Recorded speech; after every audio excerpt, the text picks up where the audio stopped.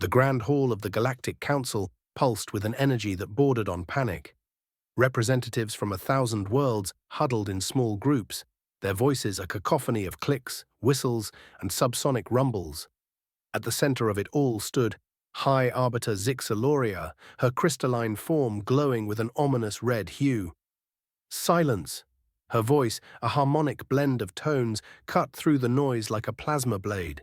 The assembled delegates fell quiet, their attention fixed on the towering figure before them. "We have deliberated long and hard," Zixaloria continued, her faceted eyes sweeping across the room. "The evidence is irrefutable. The species known as humans have achieved faster than light travel." A collective gasp rippled through the assembly, murmurs of disbelief and fear filled the air. "But they were barely out of their Stone Age a millennium ago," protested Grakthar, the reptilian delegate from Selax Prime. "How could they have possibly—" "It appears," Zixaloria interrupted, her tone grave, "that we have drastically underestimated their rate of technological advancement.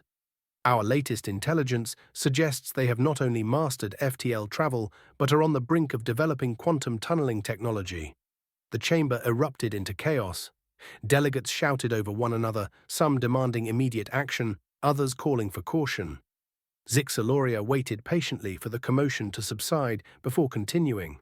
"We have no choice," she said, her voice cutting through the din.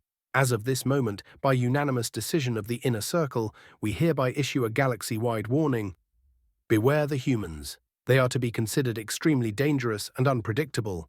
All contact is strictly forbidden." As the proclamation echoed through the Grand Hall, a small, unassuming figure sat quietly in the back of the chamber. Dr. Ilorin Fay, the leading xenoanthropologist of her generation, felt a chill run down her spine.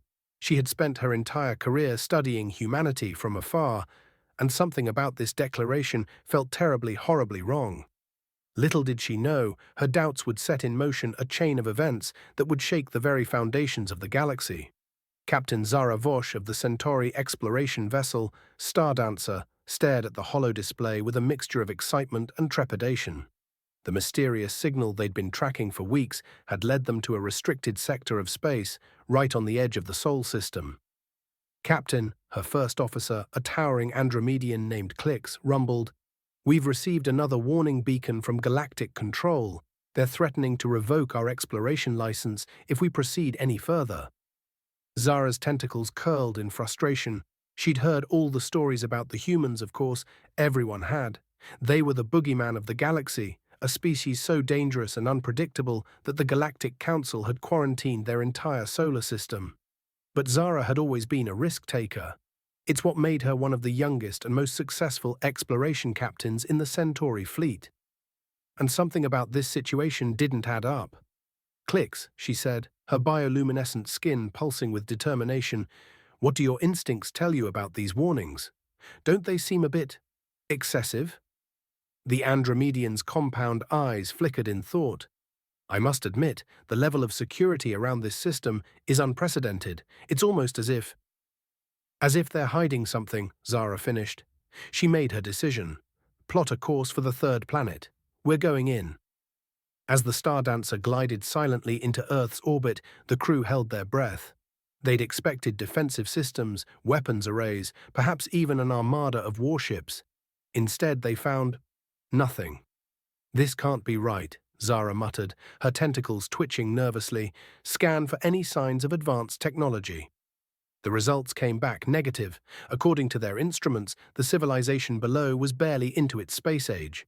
There were primitive satellites, a few space stations, but nothing even remotely close to FTL capability.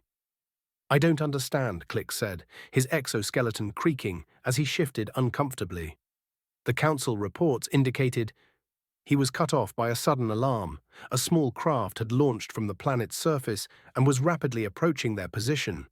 "Evasive maneuvers," Zara shouted, but it was too late. The craft, surprisingly agile for its primitive appearance, had already matched their orbit. A crackling voice came through their comm system, speaking in a language their universal translators struggled to decipher. "Unidentified vessel, this is Captain Emily Chen of the International Space Station. Please identify yourself and state your intentions." Zara exchanged a shocked look with Clicks. The humans weren't supposed to have detected them, let alone be able to communicate. Taking a deep breath, Zara opened a channel. "This is Captain Zara Vosh of the Centauri exploration vessel Stardancer. We come in peace." There was a long pause before the human responded, her voice tight with barely contained excitement. "Captain Vosh, on behalf of humanity, welcome to Earth. We've been waiting a long time for this moment." As arrangements were made for a formal meeting, Zara couldn't shake the feeling that they'd just stumbled into something much bigger than a simple first contact scenario. The galaxy had been warned about humans, but it seemed the humans had been preparing for the galaxy all along. What she didn't know was that their arrival had just triggered a cascade of events that would challenge everything she thought she knew about her place in the universe. Dr. Alorin Fay paced nervously in her quarters aboard the Galactic Council's flagship, the Eternal Seeker. Her mind raced with the implications of what she'd discovered in the classified archives. The data about humanity's technological progress didn't add up. There were inconsistencies, gaps, and in some cases what appeared to be deliberate misinformation. A chime at her door startled her from her thoughts. "Enter," she called out, quickly hiding her datapad under a stack of xenobiology journals. Ambassador Krelox of the Ardorian Collective glided into the room, his iridescent scales shimmering under the soft lighting. "Dr. Fay," he greeted her, his multifaceted eyes scanning the cluttered space. "I hope I'm not interrupting anything important." Ilorin forced a smile. "Not at all, Ambassador. What can I do for you?" Krelox's expression turned serious. "I've come to discuss a matter of great importance. It concerns the humans." Elorin's heart skipped a beat. Had her unauthorized research been discovered? "Oh," she managed, trying to keep her voice steady. "I have reason to believe," Krelox said, lowering his voice, "that the Council's stance on humanity may be misguided." Relief washed over Elorin, quickly followed by a surge of excitement. "What do you mean?" Krelox hesitated, then seemed to come to a decision. "I have friends in the intelligence community. They've intercepted communications suggesting that a rogue exploration vessel has made contact with Earth." Elorin's eyes widened. "But that's impossible. The quarantine is not as impenetrable as we've been led to believe," Krelox finished. "Dr. Fay, I've come to you because of your expertise. We need to know the truth about humanity, and I believe you're the only one who can help us uncover it." As Elorin listened to Krelox's proposal for a covert mission to Earth, she felt a mix of exhilaration and fear. This was her chance to finally see humans up close, to study them in their natural habitat. But if they were caught? "The penalties for violating the quarantine are severe," she said, voicing her concerns. Krelox's expression hardened. "The penalties for allowing a potentially hostile species to blindside the entire galaxy are far worse." "Are you in, Doctor?" Ilorin took a deep breath, her decision already made. "When do we leave?" Meanwhile, on Earth, Captain Emily Chen stood before a panel of the world's most powerful leaders, her heart pounding with a mixture of pride and trepidation. "Ladies and gentlemen," she began, her voice steady despite her nerves. "At 0600 hours this morning, we made first contact with an alien vessel in Earth orbit." The room erupted into a frenzy of questions and exclamations. Chen raised her hand for silence. "I know this comes as a shock, but I assure you, we were prepared for this eventuality." A stern-faced general leaned forward. "Prepared? How? And why weren't we informed?" Chen exchanged a glance with Dr. Marcus Donovan, the head of Earth's secret xenotechnology division. He gave her a subtle nod. "What I'm about to tell you is classified at the highest level," Chen continued. "For the past 50 years, we've been reverse engineering technology from a crashed alien ship. We've known about the galactic community and their fear of us for decades." The room fell into stunned silence. "But that's not all," Dr. Donovan added, stepping forward. "We've also discovered something that could change the balance of power in the entire galaxy. Something that explains why the aliens are so afraid of us." As Donovan began to explain, none of them noticed the small spider-like drone clinging to the ceiling. Its lens focused intently on the proceedings. Zara Vosh felt like her world was turning inside out. The humans had just finished giving her a tour of a facility that shouldn't exist, a sprawling underground complex filled with technology far beyond what their civilization should possess. "I don't understand," she said, her tentacles writhing in confusion. "If you have all this, why haven't you joined the galactic community? Why maintain the charade of being a primitive species?" Dr. Samantha Carter, the brilliant physicist who had been their guide, exchanged a look with Captain Chen before responding. "Because, Captain Vosh, we discovered something in that crashed ship that changed everything. Something that made us realize why the galaxy fears us so much." "What?" Zara asked, dreading the answer. Carter's expression was grim. "We found out that humans are different from every other known species in one crucial way. Our brains. They're quantum computers." Zara felt her legs go weak. That's impossible. No biological entity could. "And yet, here we are," Chen interrupted.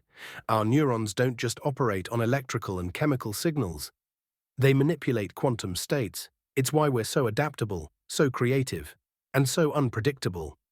As the implications sank in, Zara realized that the galaxy's fear of humanity wasn't unfounded. It was terrifyingly justified. But before she could respond, an alarm blared through the facility. Chen's comm unit crackled to life. "Captain, we've got a situation. Long-range sensors have detected a Galactic Council ship entering the solar system." Chen's face hardened. "It seems our secret is out. Captain Vosh, I'm afraid your visit is about to be cut short. The question is, whose side will you be on when the Council arrives?"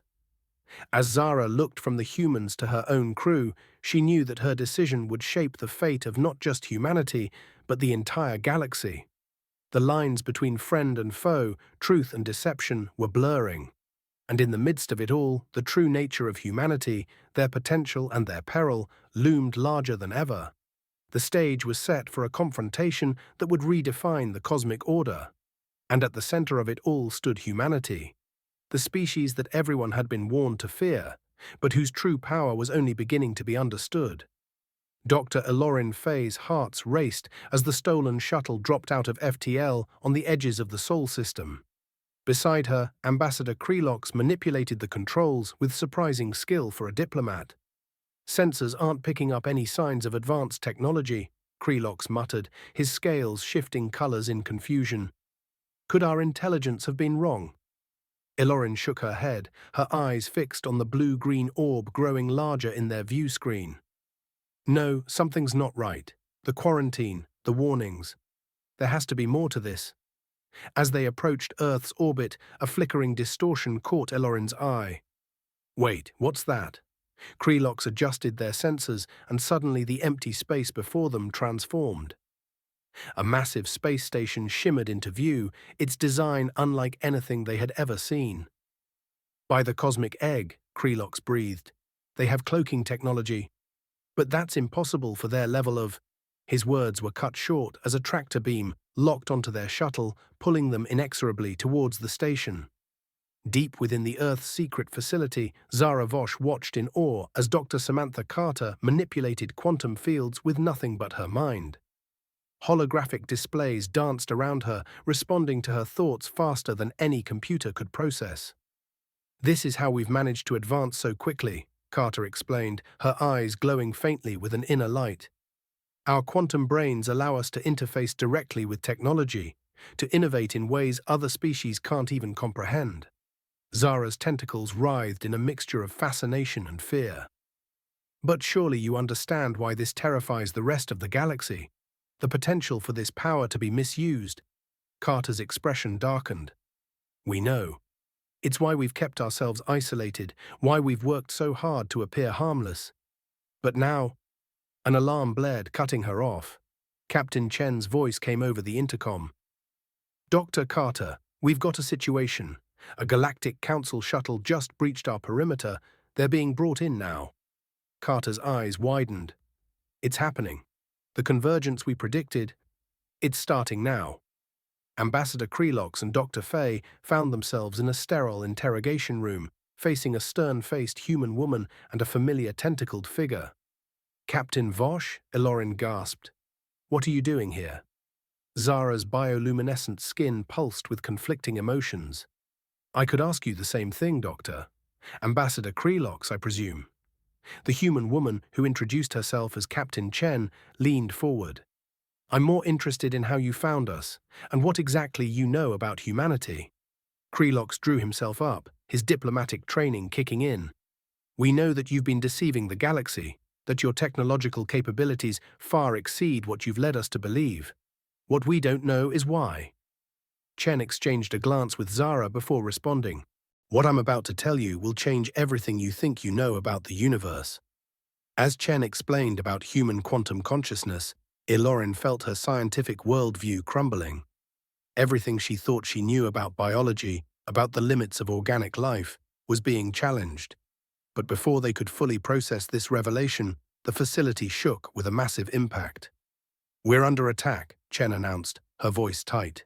It seems the Galactic Council has decided to take more decisive action. High Arbiter Zixaloria stood on the bridge of the Galactic Council's most powerful warship, the Cosmic Judgment. Before her, the quantum shields protecting Earth flickered under the assault of their weapons. This ends now, she declared, her crystalline form pulsing with righteous fury. We will not allow these humans to threaten the stability of the galaxy any longer.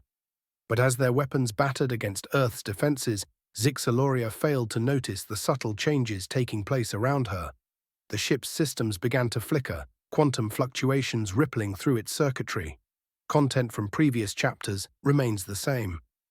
Deep within the Earth facility, Samantha Carter stood at the center of a quantum interface chamber.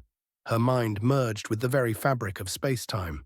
Through sheer force of will, she reached out across the void, her consciousness expanding to encompass the attacking ships. On the bridge of the Cosmic Judgment, Zixaloria watched in horror as her crew began to collapse, clutching their heads in agony. The ship's systems went haywire, displays flickering with impossible data. What's happening? She demanded, her own crystalline form vibrating with an unfamiliar resonance. And then she felt it, a presence in her mind, vast and incomprehensible. A voice that was not a voice spoke directly into her thoughts. We did not want this conflict, the voice said, somehow conveying both power and sadness. We only wished to be left in peace until we understood our own potential. Zixaloria struggled to maintain her composure. What are you? We are humanity, the voice replied, and we are so much more than you could have imagined. In the Earth facility, Zara, Ilorin, and Krelox watched in awe as Carter's body levitated, surrounded by a shimmering field of quantum energy. Captain Chen stood nearby, monitoring the situation with a mix of pride and concern.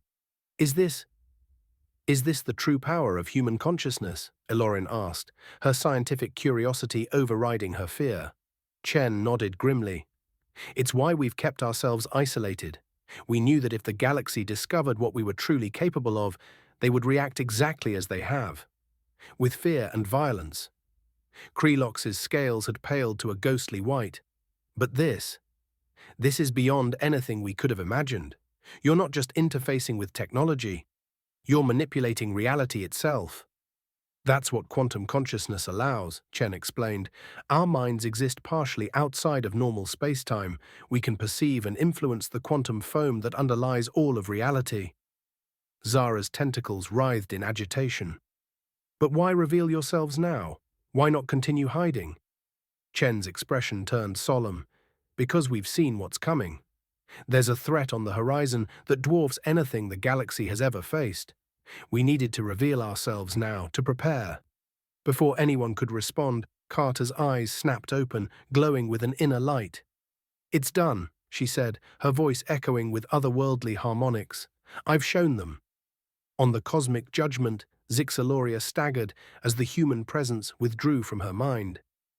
But the images it had left behind, visions of a darkness between galaxies, of an intelligence vast and cold and hungry, left her reeling.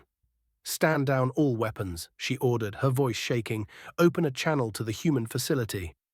As the view screen flickered to life, showing Captain Chen and the assembled group, Zixaloria felt a profound shift in her understanding of the universe. We were wrong, she admitted, the words feeling foreign on her tongue. We let our fear blind us to the truth. Chen stepped forward. High Arbiter, we understand your concerns, but now you've seen what we've seen. The threat that's coming for all of us. Zixaloria nodded slowly. The void hunger, an intelligence from outside our universe consuming entire galaxies. Yes, Chen confirmed, and humanity may be the only species with the potential to stop it. But we can't do it alone. As the implications sank in, the gathered representatives of Earth and the galaxy realized that they stood at a crossroads of cosmic proportions. The warnings about humanity had been right. They were dangerous, unpredictable, and possessed of godlike potential. But they were also the galaxy's best hope for survival. In the days that followed, Earth became the center of a diplomatic whirlwind, unlike anything the galaxy had ever seen. Representatives from hundreds of species poured in, eager to witness the truth about humanity for themselves. Dr. Elorin Fay found herself at the heart of it all, acting as a bridge between human scientists and their alien counterparts. As she worked alongside Dr. Carter to explain the intricacies of quantum consciousness, she couldn't help but marvel at how quickly her entire worldview had been upended. It's fascinating, she mused to Carter one day, as they took a break from a particularly intense session. Your brains are essentially organic quantum computers, capable of processing information in ways we're only beginning to understand. Carter nodded, a wry smile on her face. And yet, we're still so human. We still feel fear, joy, love. We're not so different in the end. Elorin's expression turned thoughtful. Perhaps that's the most remarkable thing of all. You have all this power, this potential, and yet you've chosen to use it for protection rather than dominance. We've had our dark chapters, Carter admitted, but we've learned from them. We understand the responsibility that comes with our abilities. As they spoke, Ambassador Krelox approached, his scales shimmering with excitement. Dr. Carter, Dr. Fay, you won't believe what we've just discovered. It seems that prolonged exposure to human quantum fields is having an effect on some of our species. We're seeing the first signs of quantum awakening in non-human minds. The implications were staggering. Humanity wasn't just a unique phenomenon, they were potentially the key to the next stage of galactic evolution. Meanwhile, aboard the Cosmic Judgment, now in peaceful orbit around Earth, High Arbiter Zixaloria engaged in a heated debate with the Galactic Council via quantum entanglement communicator. You don't understand, she insisted, her crystalline form pulsing with intensity. The humans aren't the threat we thought they were. They're our best hope against the true danger that's coming. You've been compromised, Zixaloria, a shadowy figure accused. These humans have clouded your judgment with their mind tricks. Zixaloria felt a surge of frustration. I've seen it with my own senses. The void hunger is real, and it's coming for all of us. We need the humans' quantum abilities if we're to have any chance of survival. As the argument raged on, Captain Zara Vosh slipped quietly into the room. She had been acting as a liaison between the human government and the galactic forces, and the strain was evident on her bioluminescent skin. High Arbiter, she interrupted softly. I apologize for the intrusion, but there's something you need to see. With a gesture, Zara activated a holographic display. It showed a distant sector of space, unremarkable at first glance. But as they watched, a star winked out of existence. Then another, and another. By the cosmic egg, Zixaloria breathed. It's happening already. The void hunger, it's here. In a secret chamber deep beneath the Earth's surface, a group of the most powerful human quantum adepts gathered. Led by Dr. Carter, they joined their minds in a collective consciousness that stretched across the cosmos. They saw the approaching darkness, felt the cold intellect that drove it, and they understood, with a clarity that transcended normal human comprehension, what needed to be done. As they emerged from their trance, Carter turned to address the assembled human and alien leaders who had been anxiously awaiting their insights. We have a plan, she announced, her eyes still glowing faintly with quantum energy. But it will require the cooperation of every species in the galaxy. We need to create a quantum network that spans the entire Milky Way.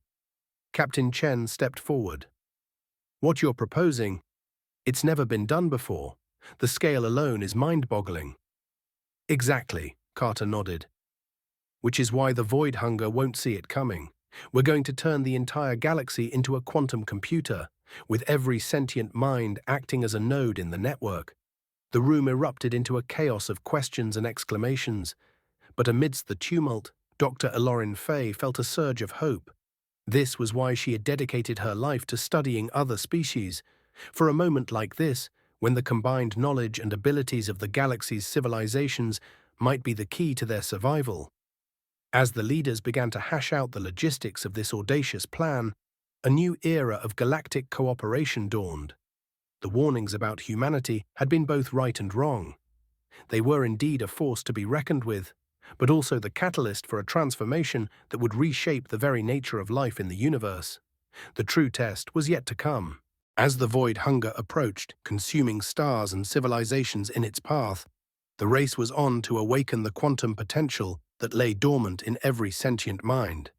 Humanity, once feared and isolated, now stood at the forefront of the galaxy's defense. The silent roar of human resilience, which had echoed across time and space, had finally awakened the sleeping potential of the cosmos.